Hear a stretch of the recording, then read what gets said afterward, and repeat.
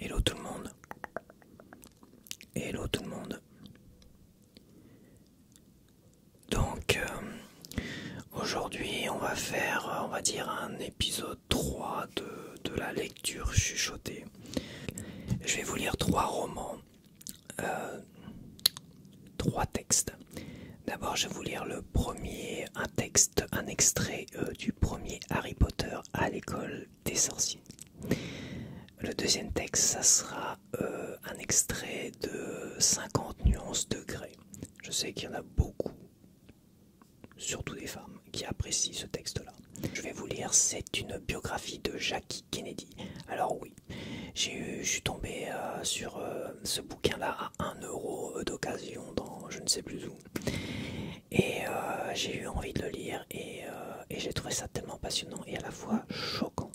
Parce que ce que j'ai appris sur Kennedy, ou sur l'élite américaine, les mœurs américaines de l'élite américaine, je trouvais ça extrêmement choquant de savoir qu'on peut voter pour des gens comme ça qui sont sur une autre planète et ont un mépris pour tout, alors que vous êtes un moins que rien et que vous galérez dans la vie. Bref, j'ai trouvé ça choquant et j'ai choisi un extrait qui parle plus de Kennedy que de Jackie Kennedy, parce que je trouve que cet extrait-là, il est révélateur de ce choc, on va dire, d'apprendre que John Fitzgerald Kennedy, où j'ai beaucoup de mal, qui a été assassiné, que nous, on a une image comme de ce gars-là plutôt positive.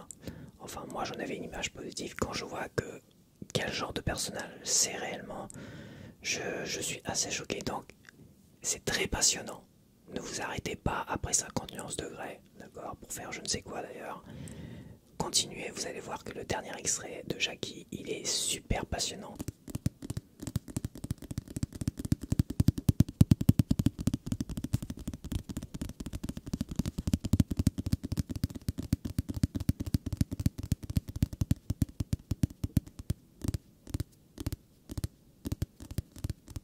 Harry Potter à l'école des sorciers par J.K. Rowling. Le dernier mois que Harry passa chez les Dursley n'eut rien de très amusant.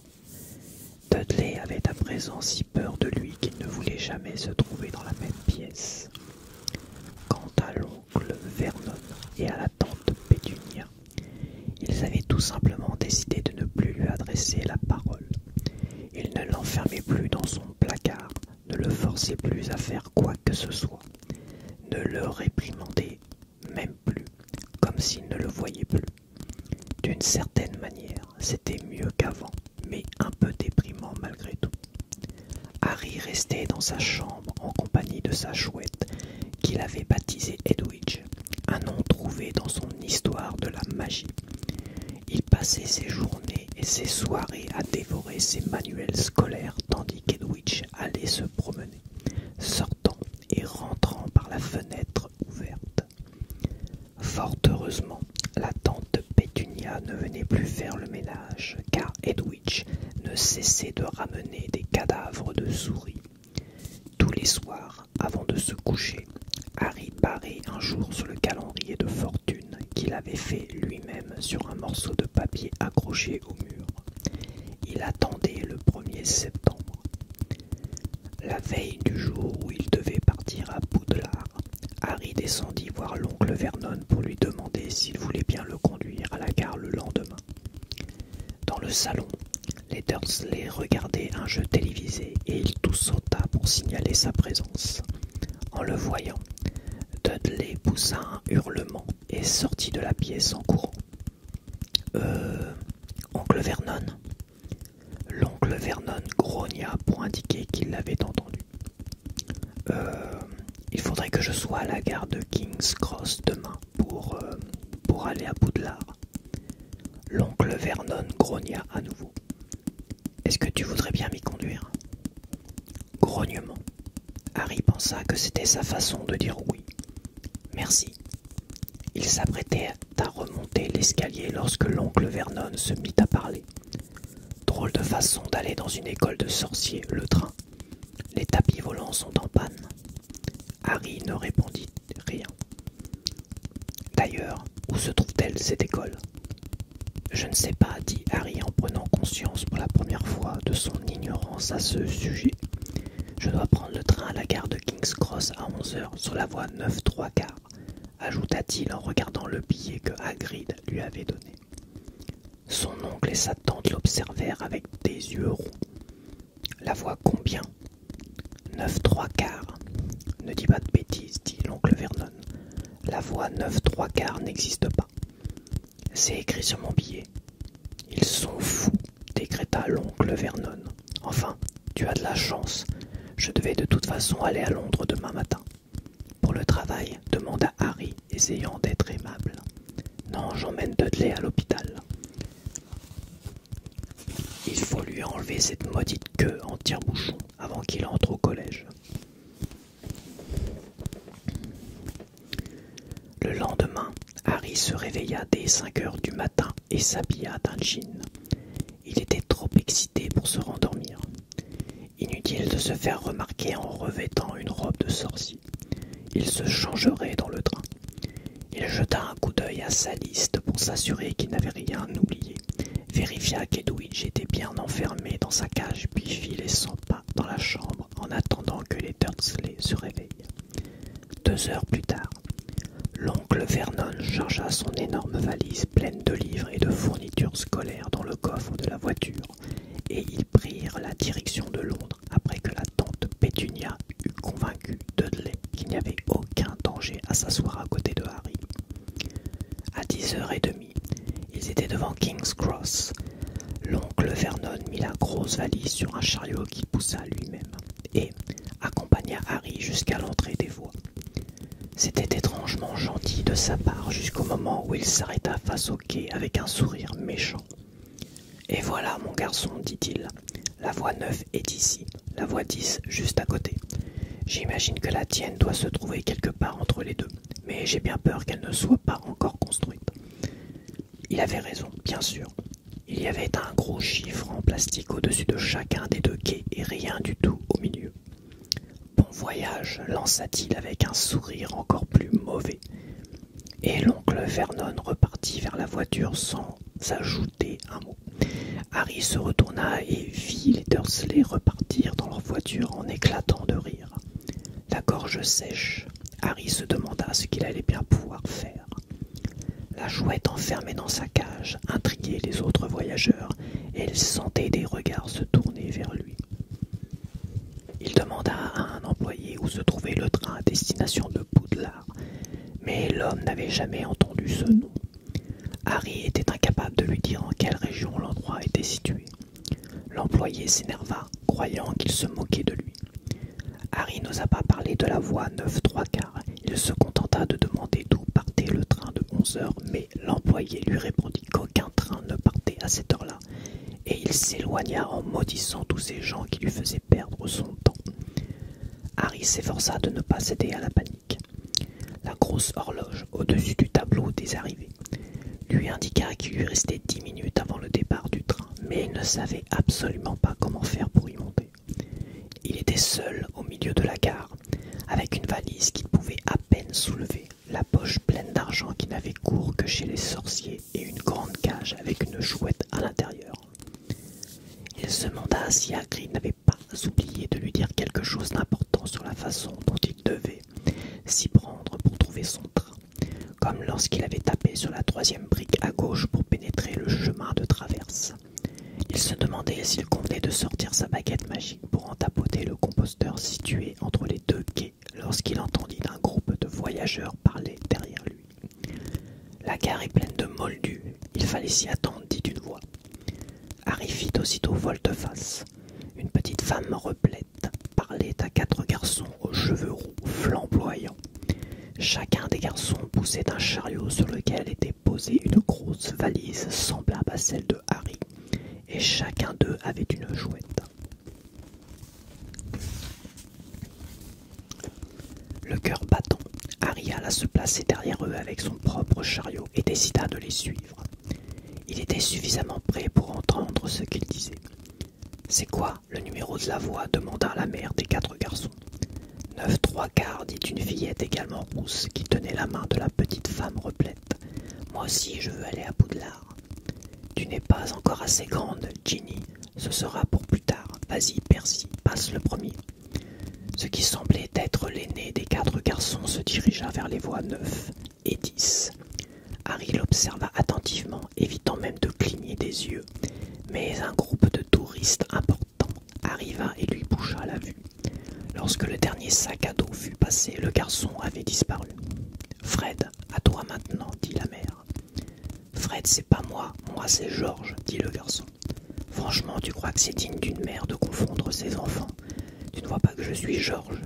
Désolé, mon chéri. C'est pour rire, dit le garçon. En fait, Fred, c'est moi. Il s'avança à son tour vers les voies, tandis que son frère jumeau lui disait de se dépêcher. Et il se dépêcha si bien qu'un instant plus tard, il avait disparu. Le troisième garçon se volatilisa de la même manière, sans que Harry comprenne comment il s'y était pris. « Excusez-moi, dit alors Harry à la petite femme replète. Toi, je parie que c'est la première fois que tu vas à Poudlard. Ron aussi est nouveau, dit la femme en montrant son plus jeune fils, un grand dadais avec de grands pieds, de grandes mains et des taches de rousseur. C'est ça, dit Harry, et je ne sais pas comment on fait pour aller sur le quai. Ne t'inquiète pas, dit la femme. Il suffit de marcher droit vers la barrière qui est devant toi, entre les 2 tourniquets. Ne t'arrête pas et n'aie pas peur de te cogner, c'est très important. Si tu as le trac, il faut mieux marcher très vite. Vas-y, passe devant Ron. Oui, d'accord, dit Harry. Il fit tourner son chariot et regarda la barrière entre les voies 9 et 10. Elle paraissait très solide. Il s'avança alors en poussant son chariot et marcha de plus en plus vite, bousculé par les voyageurs qui se hâtaient vers les voies 9 et 10. Penché sur son chariot, il se mit à courir. La barrière se rapprochait dangereusement. Trop tard pour freiner à présent. Il n'était plus qu'à 50 centimètres. Il ferma les yeux et attendit le choc. Mais il n'y eut pas de choc. Il continua de courir sans rencontrer aucun obstacle et lorsqu'il rouvrit les yeux, il vit une locomotive rouge vif le long du quai où se pressait une foule compacte. Au-dessus de sa tête, une pancarte signalait « Poudlard Express, 11 heures ». En regardant derrière lui, Harry vit une grande arche de fer forgée à la place de la barrière et des tourniquets. Un panneau indiquait « Voie 9 3/4 ». Il avait réussi à trouver son train.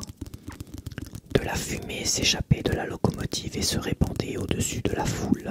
Des chats de toutes les couleurs se glissaient çà et là entre les jambes des passagers, et la rumeur des conversations était ponctuée par le bruit des valises traînées sur le quai et des ululements que les hiboux échangeaient d'un air grognon.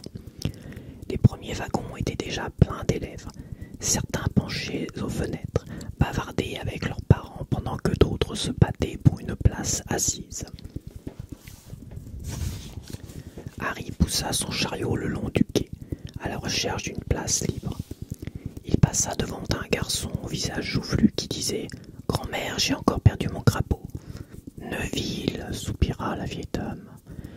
Un petit groupe se pressait autour d'un garçon coiffé avec des dreadlocks. « Allez, montre-nous ça, Lee, vas-y. » Le garçon souleva le couvercle de la boîte qu'il tenait dans les mains, et tout le monde se mit à hurler en voyant surgir une longue patte velue. Harry se fraya un chemin parmi la foule jusqu'au dernier wagon où il trouva enfin un compartiment vide. Il posa d'abord la cage d'Edwidge à l'intérieur du wagon, puis il essaya de hisser sa valise sur le marchepied, mais il la fit tomber 2 fois sur son pied. « On peut t'aider » demanda l'un des 2 jumeaux roux qui l'avaient suivi à travers la barrière. « Je veux bien » répondit Harry, le souffle court. « Et Fred vient nous donner un coup de main. » Avec l'aide des jumeaux, Harry parvint à s'installer avec sa valise dans un coin du compartiment libre. « Merci, dit Harry en relevant d'un doigt une mèche de cheveux trempés de sueur. « Qu'est-ce que c'est que ça ?» demanda soudain l'un des 2 jumeaux en montrant la cicatrice en forme d'éclair. « Ça alors !» s'exclama l'autre frère. « Ce ne serait pas... » « Si, c'est sûrement lui, dit le premier jumeau. « C'est bien ça, ajouta-t-il à l'adresse de Harry. »« Quoi ?» demanda celui-ci. « Harry Potter, dirent en chœur les 2 frères. « Oui, c'est lui, répondit Harry. Enfin, je veux dire, c'est moi. » Les 2 frères le regardèrent bouche bée et Harry se sentit rougir. Puis, À son grand soulagement, une voix retentit à la porte du wagon. Fred, George, vous êtes là? On arrive, Mam. Après avoir jeté un dernier coup d'œil à Harry, les jumeaux se hâtèrent de redescendre sur le quai. Harry s'assit dans le coin près de la fenêtre. À demi caché, il pouvait observer et entendre la famille aux cheveux roux sans être vu. La mère venait de sortir son mouchoir. « Ron, dit-elle, tu as quelque chose sur le nez. » Le plus jeune des 4 frères essaya de se dérober, mais sa mère l'attrapa par le bras et se mit à lui frotter le bout du nez. « Mam, laisse-moi tranquille, dit-il en parvenant à se dégager. « Ma parole, le petit Ron à sa maman a quelque chose sur son nez, dit l'un des jumeaux. « Ferme-la, répliqua Ron. « Où est Percy? Demanda leur mère. « Il arrive. » L'aîné des garçons apparut, la démarche décidée. Il avait déjà revêtu la grande robe noire de Poudlard et Harry remarqua, épinglé sur sa poitrine, un petit insigne brillant rouge et or qui portait la lettre P. « Je ne peux pas rester très longtemps, maman, dit-il. Je dois aller à l'avant du train. Les préfets ont un compartiment réservé. »« Tu es préfet, Percy ?» dit l'un des jumeaux avec surprise. « Tu aurais dû nous prévenir, on n'en savait rien. »« Attends, je crois bien qu'il nous en a soufflé un mot une fois, » dit l'autre jumeau. « Peut-être même 2 fois. Maintenant que tu me le rappelles, je crois même qu'il nous en a parlé pendant 1 minute entière. Et même pendant tout l'été, à bien y réfléchir. »« Ça suffit, dit Percy le préfet. »« Comment ça se fait que Percy ait une robe neuve ?» s'étonna l'un des jumeaux. « Parce qu'il est préfet, répondit leur mère d'une voix émue. « Fais bon voyage, mon chéri, et envoie-moi un hibou quand tu seras arrivé. » Elle embrassa Percy sur la joue et celui-ci s'éloigna. Elle se tourna ensuite vers les jumeaux. « Vous deux, vous allez être sages cette année, lança-t-elle. Si jamais je reçois un hibou qui me dit que vous avez fait exploser les toilettes. » Faire exploser les toilettes? On n'a jamais fait ça. Mais c'est une bonne idée, merci, Mam. Ce n'est pas drôle, hein, et occupez-vous bien de Ron. Ne t'en fais pas, le petit Ron à sa maman n'aura rien à craindre avec nous. Ça suffit, dit Ron. Il était presque aussi grand que les jumeaux et son nez était tout rose à l'endroit où sa mère l'avait frotté. « Eh, Mam, devine qui on vient de voir dans le train, dit l'un des jumeaux. Harry se blottit un peu plus dans son coin pour être sûr qu'il ne le voit pas. Le petit brun qui était à côté de nous, à la gare, tu sais qui c'est? C'est qui? Harry Potter. Harry entendit la voix flûtée de la petite fille. « Oh, Mam, je peux monter dans le train pour aller le voir, demanda-t-elle.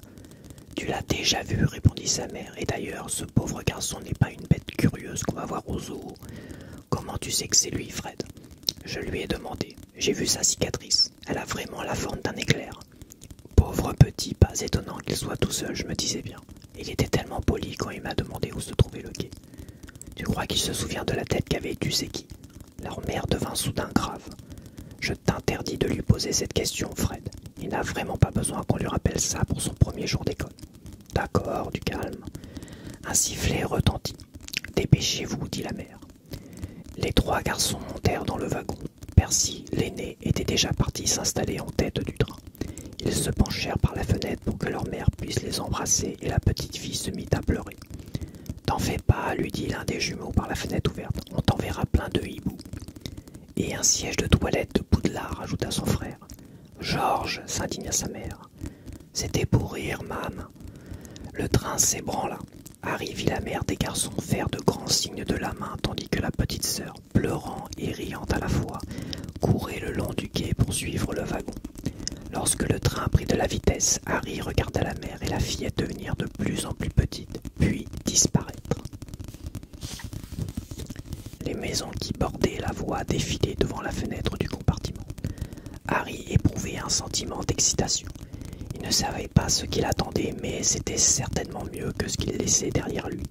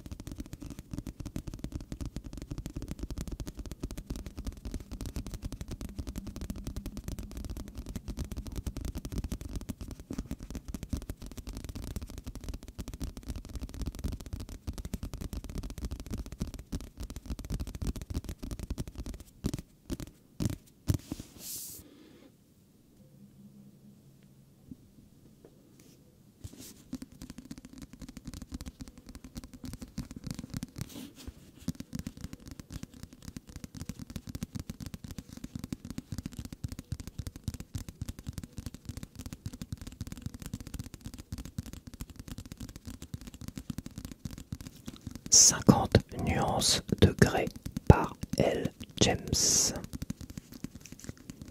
Mon cœur bat la chamade. Ça y est, il va passer à l'acte. Ma déesse intérieure pirouette comme une ballerine. Il ouvre la porte de la salle de jeu, s'efface pour me laisser passer. Et je me retrouve une fois de plus dans la chambre rouge de la douleur.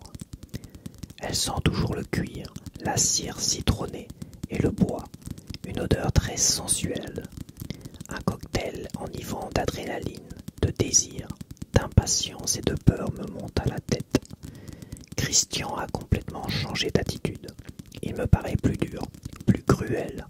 Son regard sur moi est torride, lascif, hypnotique. Quand tu es ici, tu es totalement à moi, me souffle-t-il en s'attardant sur chaque mot. Je peux faire de toi tout ce qui me plaît, tu comprends? Son regard est maintenant intense. Je hoche la tête, la bouche sèche. J'ai l'impression que mon cœur va éclater dans ma poitrine. Déchausse-toi, m'ordonne-t-il d'une voix douce. Je déglutis et, maladroitement, je retire mes escarpins. Il les range à côté de la porte. Bien, n'hésite jamais quand je te donne un ordre. Maintenant, je vais te retirer cette robe. Ça fait plusieurs jours que j'en ai envie. Je veux que tu sois à l'aise dans ton corps, Anastasia. Tu es superbe et j'aime te regarder. Je pourrais te regarder toute la journée et je tiens à ce que tu ne sois ni gênée ni honteuse de ta nudité. Tu comprends? Oui. Oui, qui? Il se penche vers moi avec un regard noir. Oui, monsieur. Tu penses ce que tu dis, aboie-t-il. Oui, monsieur. Bien. Maintenant, lève les bras au-dessus de ta tête. J'obéis. Il se penche pour attraper l'ourlet de la robe. Lentement, il dénude mes cuisses, mes hanches, mon ventre, mes seins, mes épaules, et la passe par-dessus ma tête. Il recule d'un pas pour m'examiner tout en pliant machinalement la robe qu'il pose sur la commode près de la porte. Puis il m'attrape par le menton. Son contact me brûle. Tu te mordis la lèvre. Tu sais quel effet ça me fait, ajoute-t-il d'une voix menaçante. Retourne-toi. Je fais immédiatement volte-face.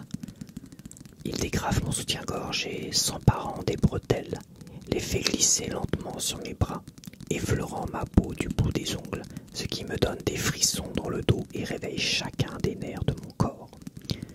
Debout derrière moi, si proche que je sens sa chaleur sur ma peau, il attrape mes cheveux au niveau de ma nuque et tire dessus pour me faire pencher la tête de côté.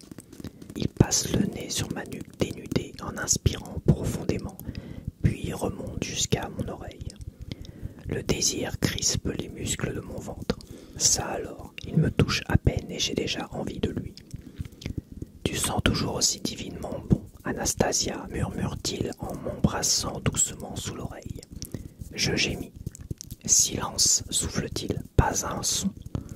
À mon grand étonnement, il se met à tresser mes cheveux de ses doigts rapides et habiles. Puis il tire dessus pour me forcer à reculer vers lui. J'aime bien que tu portes une tresse ici. Il lâche ma tresse. Retourne-toi, m'ordonne-t-il. J'obéis, le souffle court, avec un mélange grisant de peur et de désir. Quand tu viendras ici, ce sera dans cette tenue, nue, en petite culotte, compris? Oui, oui, qui? Oui, monsieur. L'ombre d'un sourire retrousse les commissures de ses lèvres. Très bien, tu m'attendras là, à genoux. Il désigne un endroit près de la porte. Vas-y, je m'agenouille tant bien que mal. Assis-toi sur tes talons. J'obéis. Pose tes mains et tes avant-bras à plat sur tes cuisses. Bien, maintenant écarte les genoux plus. Plus. Parfait. Baisse les yeux. Il s'approche de moi. Je n'aperçois que ses pieds nus et le bas de ses jambes. S'il tient à ce que je me rappelle tout ça, il faudra que je prenne des notes. Il se penche pour m'attraper par la tresse et tire dessus pour que je lève les yeux vers lui. C'est presque douloureux. Tu te rappelleras cette position, Anastasia? Oui, monsieur. Bien, reste là, ne bouge pas. Il sort, je reste agenouillé à l'attendre. Où est-il allé? Que va-t-il me faire? J'ignore combien de temps il me laisse seul. 5 minutes, 10. Mon souffle devient de plus en plus court. L'anticipation me dévore. Soudain, il est là. Et, tout d'un coup, je me sens à la fois plus calme et plus excité. Plus excité, comment est-ce possible? Je vois ses pieds, il a changé de jean. Celui-ci est plus vieux, déchiré, souple et délavé. Il ferme la porte et y accroche quelque chose. Bravo Anastasia, tu m'as attendu bien sagement. Tu es ravissante comme ça, lève-toi. J'obéis sans relever la tête. Tu as le droit de me regarder. Je lève les yeux, il me fixe intensément, me jauge, mais son regard s'est radouci. Il a retiré sa chemise. Oh mon Dieu, qu'est-ce que j'ai envie de le toucher. Il a défait son bouton de jean. Je vais t'attacher maintenant, Anastasia. Donne-moi ta main droite. J'obéis. Il la retourne, paume vers le haut, et avant que je ne puisse comprendre son intention, il lui donne un petit coup de cravache. C'est allé tellement vite que je n'ai même pas eu le temps d'avoir peur. Ce qui me surprend, c'est que ça ne m'ait pas fait mal. Pas beaucoup, en tout cas, à peine un petit pincement. Alors, quel effet ça te fait, me demande-t-il. Je cligne des yeux, perplexe. Réponds-moi.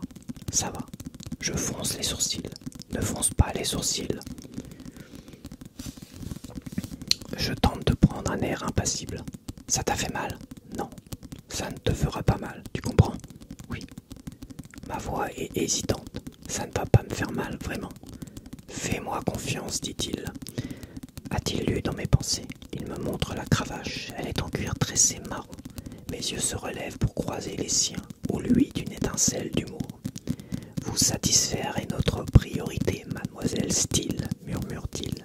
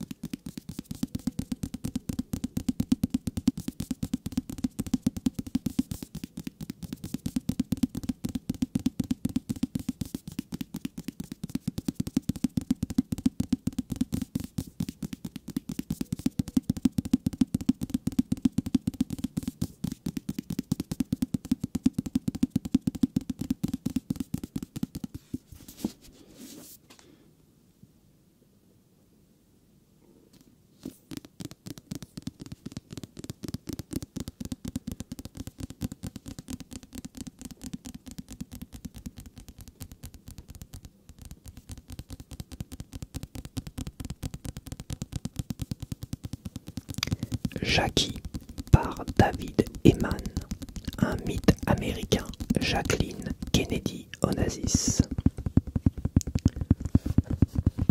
L'autre grand problème de Jackie pendant son séjour à la Maison Blanche fut ses rapports avec le service secret qui la maintenait dans un état de fébrilité permanente en l'informant des projets de kidnapping de ses enfants, des intentions criminelles d'un pilote cubain à l'encontre de son mari ou des lettres que lui adressait un prisonnier inculpé de viol, lettres interceptées par le service secret, dans lesquelles il lui déclarait son amour éternel et lui promettait de la surprendre lors de son prochain séjour à New York. Il y avait une grande part d'élucubration romanesque dans les soupçons du service secret, confiera-t-elle plus tard à des amis. Leur heure de gloire fut sans doute l'assassinat de Jacques, pendant lequel ils protégèrent Lyndon Johnson, qui, de toute évidence, n'était pas la cible visée alors que Jacques se faisait descendre. Le plus grave, c'est que si l'on n'était pas au courant, on pouvait se croire parfaitement en sécurité avec tous ces types autour. Il était facile, en effet, de se laisser bercer par une fausse impression de sécurité. Le service secret était un petit groupe d'élite, un réseau très fermé dont les membres étaient baptisés protecteurs.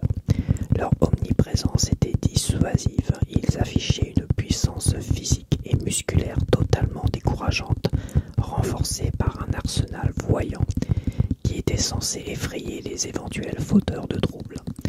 Souvent le seul être humain avec lequel le président ou son épouse était en contact était leur protecteur. Les membres de la famille présidentielle devinrent dépendants d'eux et leur accordèrent leur confiance. Il leur arrivait même de leur faire des confidences. Le garde du corps chargé de la protection de Jackie s'appelait Clint Hill. Ils faisaient ensemble de longues promenades le long de la plage de Yannisport. Il la suivait partout où elle allait. Un autre garde du corps, Marty Venker, se souvient que faire partie de l'équipe de protection rapprochée du président était généralement considéré comme la mission la plus enviable de toute l'histoire du service secret. Ceux qui avaient la chance de travailler à cette mission, raconte Venker, comprenaient tout de suite le sens de la fameuse boutade de Ted Sorensen. Ce gouvernement va faire pour le sexe ce que le précédent a fait pour le golf. Les jeunes gardes du corps récemment détachés auprès de Kennedy avaient beaucoup de mal à en croire leurs yeux, mais ils apprenaient rapidement à garder pour eux-mêmes leurs commentaires. Kennedy aimait leur compagnie. Non seulement il racolait pour son compte, mais il partousait souvent avec lui. C'étaient de jeunes types beaux, bien élevés, qui aimaient les femmes, la boisson et les excitants de toutes sortes. On était en plein dans l'ère James Bond et Kennedy était fasciné par le mythe du service secret. Il s'identifiait à nous et il savait que nous le trahirions jamais. Il y avait un accord tacite au sein de la CIA. Si tu défends ma peau, je défendrai la tienne. Nous ne parlions pas de ces débordements sexuels parce que nous en faisions pratiquement autant. La plupart de ces types avaient une femme et des enfants, mais cela ne les empêchait pas de participer au plaisir et au jeu. Ce qui ne veut pas dire qu'ils n'étaient pas surpris de son comportement. Après tout, il était président des États-Unis. Il ne pouvait pas imaginer que ce genre de choses se passait à la Maison-Blanche. Il se disait, bon sang, les gens vont finir par tout découvrir. Mais personne ne songeait à cafeter ou à aller voir les journalistes. Ça aurait été perçu comme une trahison, non seulement vis-à-vis du président, mais vis-à-vis de la CIA. Les rangs se seraient aussitôt resserrés. Si l'un d'entre nous s'était avisé de parler, il aurait été relevé de son poste avant le coucher du soleil et, comme c'était la meilleure part du boulot, personne ne pipa jamais mot. S'il y avait eu un mouchard, tous les autres l'auraient bouclé ou bien auraient démenti formellement ses propos. Être avec Kennedy, c'était faire partie d'une sorte de fraternité itinérante. C'était toujours la fête. On avait le sentiment que rien ne pourrait jamais tourner mal. On embarquait à bord d'Air Force One et on se retrouvait dans un autre monde. L'avion, qui avait été décoré par Jackie, était aussi luxueux qu'une maison. Il suffisait de demander un steak au barbecue et on vous servait un steak au barbecue. Ce n'étaient pas des plats réchauffés comme ceux qu'on vous sert généralement dans les avions. C'était des steaks de 3 cm d'épaisseur grillés sous vos yeux. Le président disposait d'une chambre personnelle où il recevait souvent des filles lorsque Jackie n'était pas à bord. On m'a raconté que Jackie en avait par-dessus la tête de la Maison-Blanche et de tout ce cirque et qu'elle aimait partir toute seule de son côté. Et bien sûr, Kennedy l'encourageait pour pouvoir s'amuser tranquille. Au cours de ses voyages présidentiels, quand on arrivait à l'hôtel, le président tenait aussitôt 2 réunions, l'une de nature politique avec le chef d'état-major et l'autre avec le responsable du détachement de sécurité du service secret, le plus souvent un agent envoyé en éclaireur dans la ville ou le pays où nous étions, 2 semaines au moins avant notre arrivée. Il y avait donc 2 types de questions à l'ordre du jour, les questions politiques et les questions mondaines. Kennedy convoquait d'abord invariablement son éclaireur, qui lui fournissait les informations concernant ses priorités personnelles. Il ne voulait pas entendre parler de sécurité, mais de Nana. L'agent était supposé organiser des rendez-vous pour le président. Si c'était un nouveau, et s'il n'était pas au courant, Kennedy s'arrangeait pour le lui faire comprendre assez rapidement. Il lui disait quelque chose dans le genre « Ça fait déjà 2 semaines que vous êtes ici et vous n'avez pas été fichu de me dénicher une nana. Vous autres, vous pouvez avoir toutes les filles que vous voulez. Vous pourriez faire un petit quelque chose pour votre commandeur en chef, non ?» C'était dit sur un ton mi-facétieux, mais il était sérieux. Ceux qui étaient au courant savaient assez pour préparer le comité d'accueil. Naturellement, toutes les beautés locales voulaient coucher avec le président. Elles en faisaient un devoir de patriote. Et si nous étions à l'étranger, alors elles faisaient ça pour l'aventure ou par attrait de la nouveauté. Pensez au plaisir qu'elles avaient à raconter à leurs amis qu'elles venaient de se faire sauter par le président des États-Unis. De tous les présidents récents, Kennedy était le plus désinvolte et le plus excité. Il était aussi désinvolte en matière politique avec les femmes. Il laissait toujours les portes ouvertes, même celles du bureau ovale.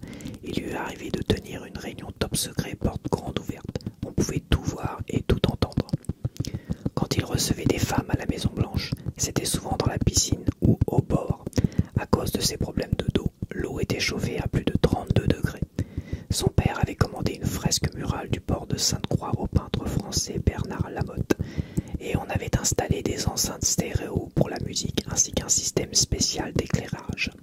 Si on pressait l'interrupteur, il était minuit, avec la lune et les étoiles scintillant dans un ciel sombre au-dessus de votre tête. Une porte transparente qui donnait sur la piscine avait été remplacée par une vitre dépolie pour empêcher quiconque d'espionner le président. Les parties se tenaient souvent entre Kennedy et 2 ou 3 femmes. En prévision, il y avait toujours du daiquiri au frais dans un réfrigérateur portable, ainsi que des petites saucisses viennoises enroulées dans du bacon et tenues au chaud.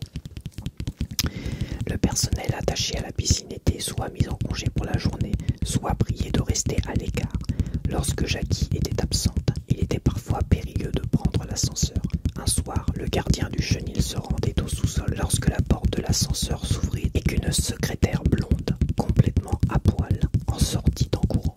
Elle faillit le renverser au passage, puis s'arrêta pour lui demander s'il savait où se trouvait le président. Mais même parmi le personnel de la Maison-Blanche, il y avait une conspiration du silence pour protéger Kennedy et empêcher Jackie de percer à jour sa vie secrète. Le président gardait un œil sur sa femme en demandant à son garde du corps de rester en contact radio permanent avec celui de Jackie. De cette manière, il était toujours au courant de ses déplacements. Il pouvait recevoir tranquillement dans la piscine pendant que Jackie atterrissait à l'aéroport militaire de Saint-Andrews.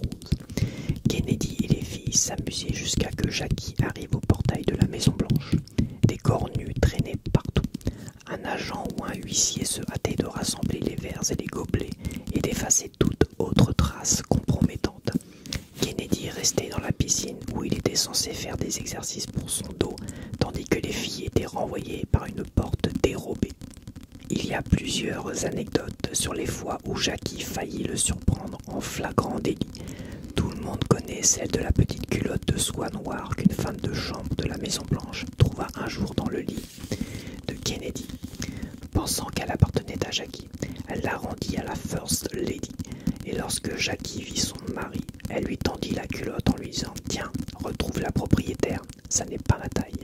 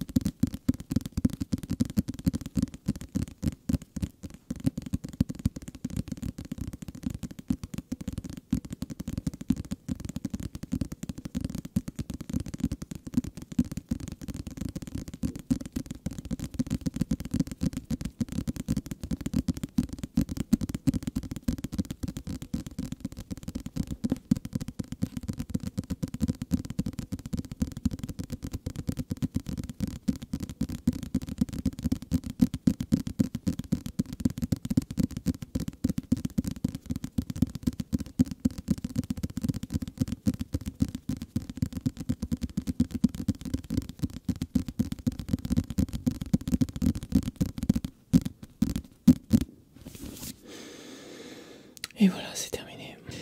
Donc, alors j'espère que vous avez apprécié ces petits extraits exquis. Ces petits extraits exquis. Et ben on se retrouve à la prochaine vidéo. Logiquement, la prochaine vidéo, ça sera une vidéo ma série classique. Voilà, je vais au moins proposer 2 vidéos de série classique par mois. Au moins, régulièrement. Plus régulièrement que les autres. Je vais essayer, j'ai quelques idées en tête dans cette vidéo là, à faire des... on va jouer un peu avec l'eau. Voilà, avec l'eau, avec les glaçons. J'ai quelques idées, je sais pas ce que ça va donner, ça se trouve ça va faire tout ribou, mais ça fait partie de cette série classique, c'est que je teste, finalement je suis un peu... vous êtes un peu mes cobayes, je teste plein de nouvelles choses là-dedans. Mais il y aura du tapotement rapide parce que dans cette série classique, il y a beaucoup de tapotement rapide. C'est aussi là, je pense, c'est ce que les gens apprécient énormément dans cette série classique, c'est tenter beaucoup de choses nouvelles, mais toujours avec du tapotement rapide dessus. Voilà. Donc trêve de blabla parce que la vidéo là dure 1 heure. Je suis à presque 1 heure. Donc bah, merci pour vos soutiens, merci pour vos commentaires. N'hésitez pas à mettre des commentaires, des likes, c'est ce qui fait monter la chaîne, c'est ce qui donne de la visibilité. Quand je pourrai atteindre les 1000 abonnés, je pourrai régler ce problème de pub, j'espère, tout du moins. Peut-être qu'il y aura toujours quelques pubs inclusives ou invasives, ou appelez ça comme vous voulez. Et puis voilà. J'ai un petit coup de mou là, je me suis tout donné dans le tapping, j'ai un petit coup de mou, la chaleur est là, ça fait... c'est un vrai four. Ma vidéo de tirage de cartes que j'ai fait précédemment, c'était 1h20 dans une chaleur insoutenable. Aujourd'hui j'ai pu rafraîchir ce matin. Quand même un peu. Mais il y a cette différence de température des fois quand ça retombe comme ça. Et bah j'ai un gros coup de mou, un gros coup de fatigue. Donc c'est bizarre, mais c'est comme ça. Quand il y a une grosse différence de 10 degrés, parce que là il y a une différence de 10 degrés de température en moins, j'ai un gros coup de fatigue qui vient juste après. Je raconte ma life, tout va bien.